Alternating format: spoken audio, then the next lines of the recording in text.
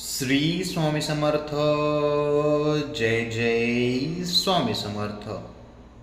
स्वामी तुमच्या सर्व इच्छा आणि सर्व मनोकामना पूर्ण करोत, हीच माझी स्वामीचरणी प्रार्थना. मित्रांनो, अक्षय तृतीया महापर्व या दिवशी मंगळ कार्य मुहूर्त न बघता देखील करता येतात, कारण हा दिवस शुभ असल्याचे मानले गेले आहे. अक्षय तृतीयेच्या दिवशी केलेले दान नष्ट होत नाही आणि त्यांचे फळ अनेक जन्मांपर्यंत मिळत राहतं. तर आज आपण जाणून घेऊया की असे कोणते काम आहे जे या दिवशी केले जाऊ शकतात आणि आपण 18 विकल्प पाहणार आहोत. त्यातून आपण 2 काम केलं तरी अक्षय धन लाभाचे योग घडतील आणि माता लक्ष्मी आपल्यावर प्रसन्न राहील.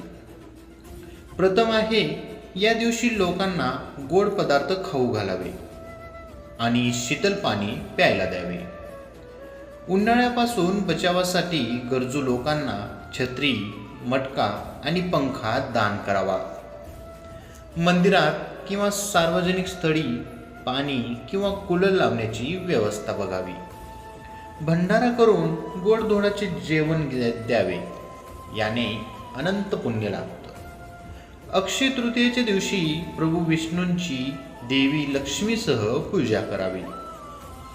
अक्षय तृतीयेला प्रभू विष्णूंना पिवळं फूल अर्पित करावं आणि पिवळे वस्त्र धारण करून तुपाचे 9 दिवे लावून पूजा करावी.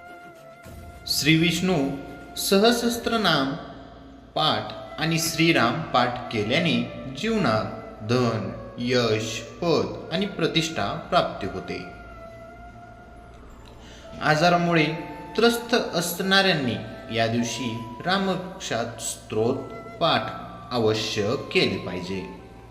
अक्षय तृतीयेला चांदीचे शिक्के किंवा सोन्याच्या दागिन्यांची खरेदी करणे शुभ ठरते.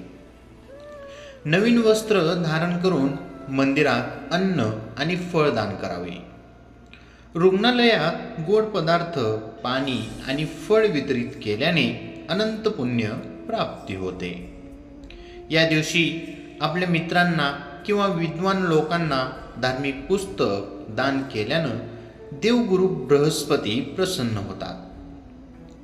विद्यार्थ्यांनी या दिवशी कठीण परिश्रम करण्याची प्रतिज्ञा केली पाहिजे.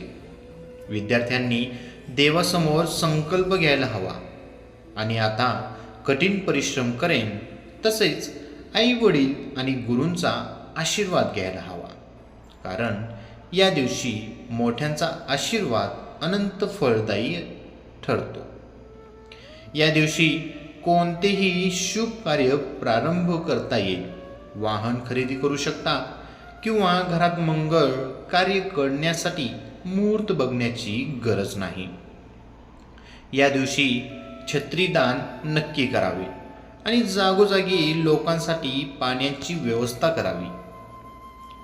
आहारात सातूचे सेवन करावे. या दिवशी सातू सेवनाचे अत्यंत महत्त्वाचं आहे.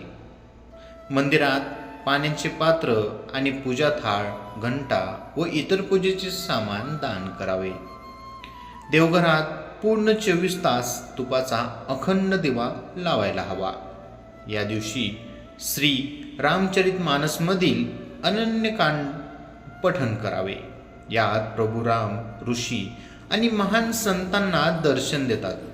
याने जन्मजन्मांतरांचे पुण्यफळ प्राप्त होते, रामकृपा मिळेल. श्री स्वामी समर्थ. जय जय स्वामी समर्थ. मित्रांनो, ही छोटीशी माहिती आवडली असेल तर आपल्या व्हिडिओला लाईक, कमेंट आणि आपल्या चॅनेलला सबस्क्राईब करायला विसरू नका. श्री स्वामी समर्थ. धन्यवाद.